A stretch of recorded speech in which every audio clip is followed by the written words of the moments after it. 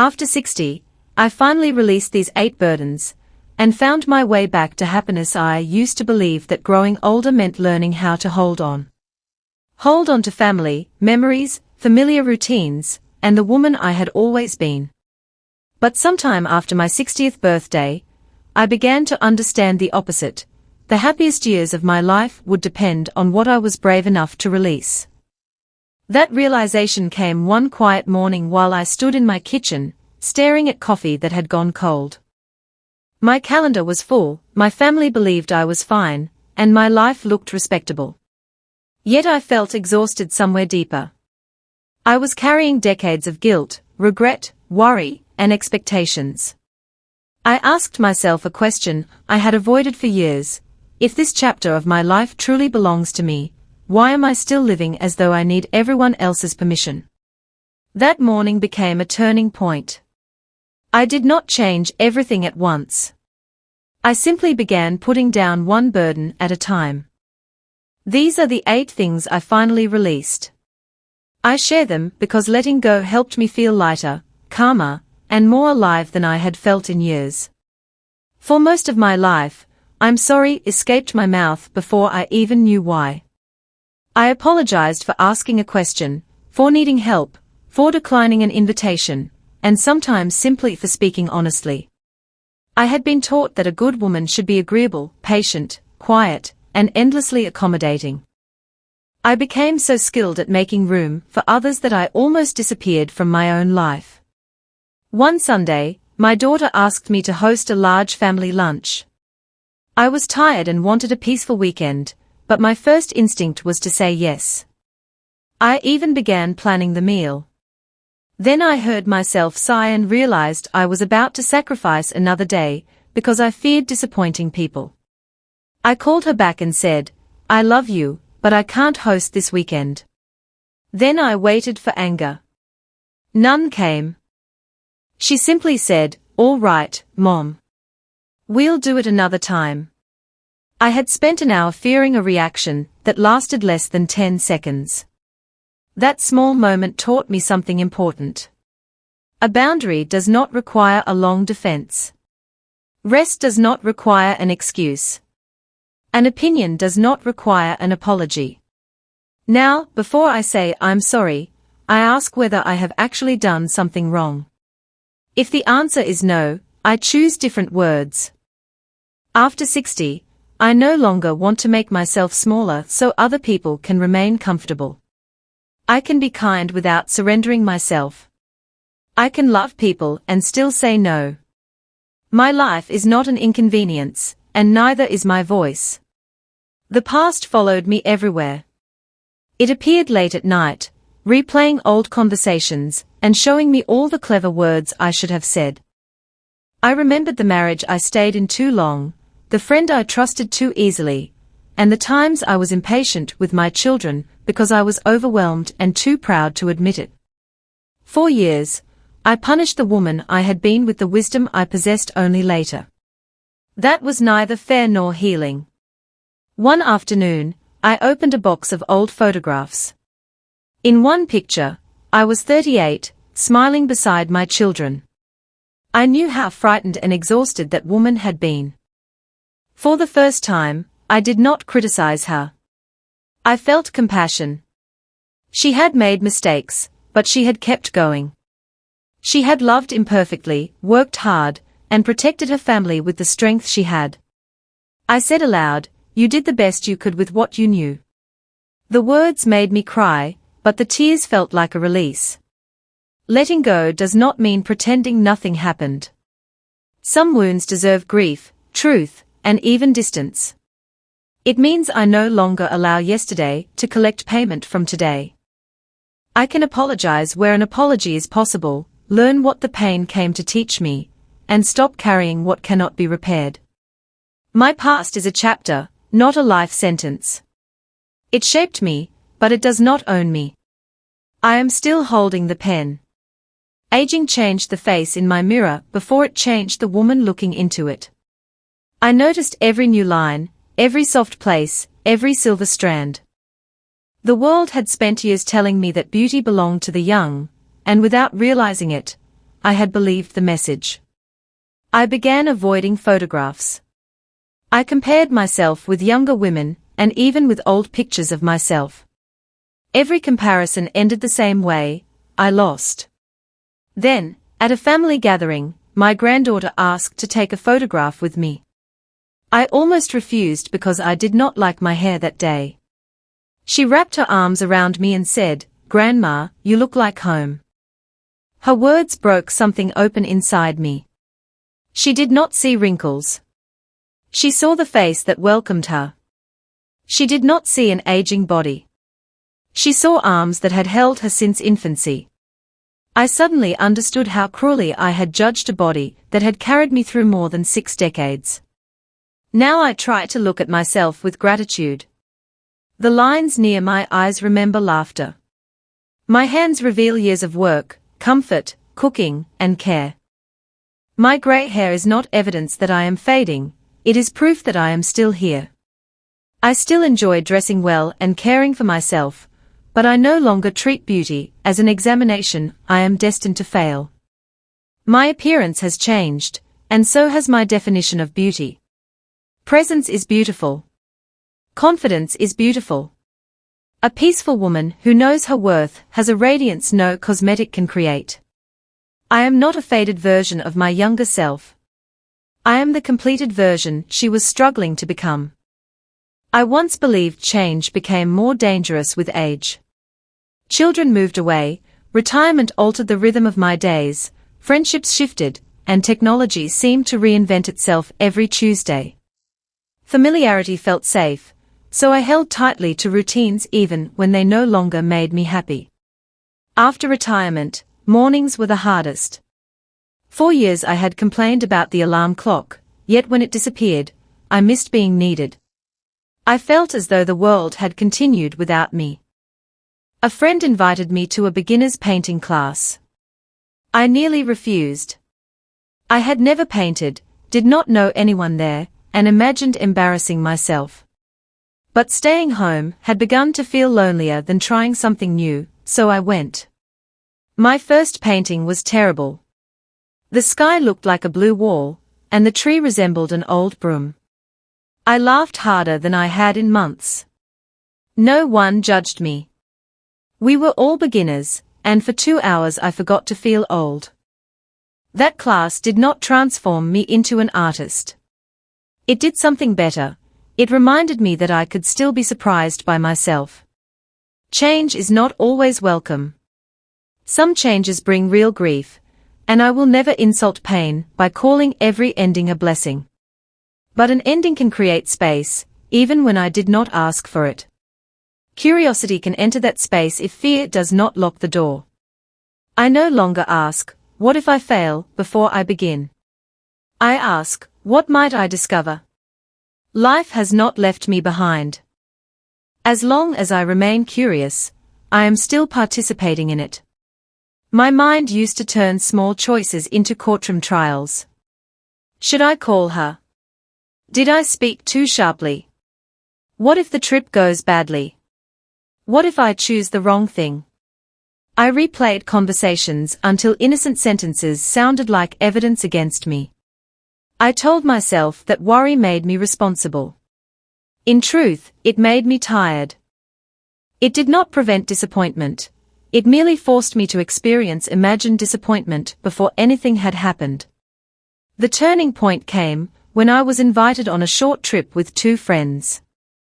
I wanted to go, but immediately began inventing disasters. I might become ill. The hotel might be uncomfortable. My family might need me. After 3 days of indecision, one friend said, "You have survived things much harder than a weekend away." She was right. I had survived heartbreak, financial strain, illness, loss, and years when I did not know how I would manage. Yet I did manage.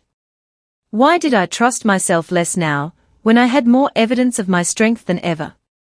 I went on the trip. It rained, we got lost once, and the hotel room was smaller than the photographs. It was also wonderful. We laughed, ate too much dessert, and watched the sea beneath grey skies. None of it was perfect, but all of it was real. Now I give decisions a reasonable amount of thought, then I choose. When worry returns, I remind myself, I do not need to predict every outcome. I only need to trust that I can respond to what actually happens. Peace is not the result of controlling life. It comes from knowing I can meet life as it arrives. This was the most painful burden to release because some unhealthy relationships had lasted for decades. I confused history with loyalty and loyalty with obligation. I believed that if someone was family, or had known me for many years, I had to keep giving them access to me. There was one person who called often, but never asked how I was. Every conversation became a list of her troubles, her opinions, and my supposed failures. After each call, I felt smaller. Still, I answered because I wanted to be a good person. One day, after another cruel remark disguised as a joke, I calmly said, I won't continue conversations in which I am spoken to that way. She accused me of becoming selfish. The old me would have panicked and apologized. Instead, I ended the call. My hands shook afterward. Boundaries can feel like guilt when you have spent a lifetime without them. But beneath the guilt, I felt relief. Not every difficult relationship must end. Some improve when honest limits are set. Others require distance. I have learned to notice how I feel after spending time with someone. Do I feel respected, safe, and seen? Or do I feel anxious, diminished, and used? Love should not demand my self-erasure. Family ties do not make cruelty acceptable. Years of history do not guarantee someone a permanent place in my future. I did not step back because I hated anyone. I stepped back because I finally loved myself enough to protect the peace I had worked so hard to find. Making room in my life also allowed kinder relationships to grow, relationships based on mutual care, not endless sacrifice. For a long time, I treated 60 as a closing door. I quietly buried desires because I thought they belonged to a younger woman. Learn something new. Too late. Travel alone. Too risky. Begin again after disappointment. Be sensible. The phrase too late sounded practical, but often it was fear wearing sensible shoes. I had always wanted to write down stories from my childhood. I imagined my children and grandchildren reading them one day, but I kept postponing the project. I told myself I was not a writer and nobody would care. Then a dear friend died unexpectedly, taking countless stories with her. Her loss frightened me, but it also woke me. I bought a simple notebook and wrote one page. The next morning, I wrote another. Soon I was remembering my mother's kitchen, my father's laugh, my first job, the day I became a mother, and the moments that had seemed ordinary until time made them precious. I do not know whether those pages will ever become a book. That no longer matters.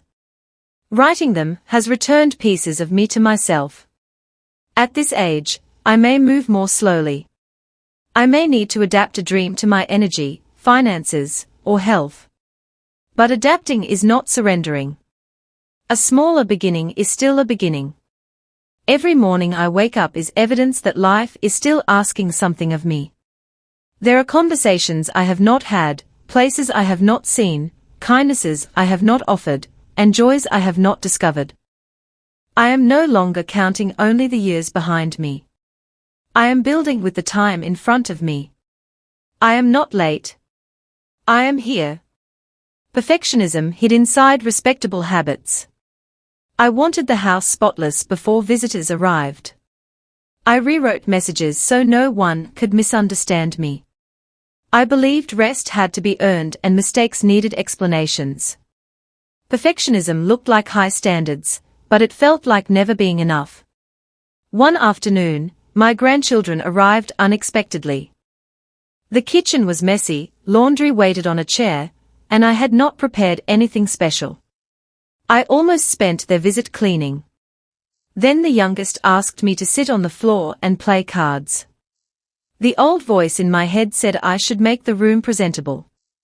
Another, gentler voice asked what they would remember, a polished kitchen, or a grandmother who laughed with them. I left the dishes in the sink. We played until my knees complained. I lost 3 games, accused them jokingly of cheating, and laughed until tears ran down my face. The house remained untidy, and the world did not end. Since then, good enough has become one of the kindest phrases I know. A simple meal can be good enough. An imperfect appearance can be good enough. A day in which I accomplish very little can still be a good day. I also offer that kindness to my younger self. She did not always say the right thing or make the wisest choice, but she kept loving and trying. I will not spend my remaining years prosecuting her for being human. Letting go of perfection does not mean I have stopped caring. It means I care more about what is real: connection, health, laughter, honesty, and peace. I have nothing left to prove by exhausting myself. Life is too brief and too beautiful to postpone joy until everything is in order. I once thought happiness after 60 would come from adding something to my life: more plans, more people, more proof that I was still useful. Instead, much of my happiness came from subtraction. I released the need to apologize for existing. I loosened my grip on the past. I stopped arguing with the mirror, fearing every change, and turning every decision into a crisis. I created distance from relationships that injured my spirit. I stopped announcing that my time had passed, and I gave up the exhausting performance of perfection. I still have difficult days. Old habits return when I am tired or lonely. Sometimes I say yes when I mean no. Sometimes regret knocks on the door, or I look in the mirror and briefly forget everything I have learned. But now I recognize those voices. I do not have to invite them in and serve them tea. Growing older has taken certain things from me, but it has also given me clarity. I know that peace is precious, time is not guaranteed, and my relationship with myself shapes every day I have left. If you are a woman over 60, perhaps you are carrying burdens that no longer belong in this chapter. You do not have to release all of them today. Begin with 1. Put it down gently. Notice how your spirit breathes when your hands are no longer full. We have spent much of our lives holding families together, meeting expectations, surviving losses, and caring for everyone around us. Now we are allowed to care for the women we have become. I am not finished. I am not invisible. I am not too old, too late, or too much. I am a woman who has lived, learned, fallen, risen, and finally understood that freedom does not always come from finding more. Sometimes freedom begins with letting go.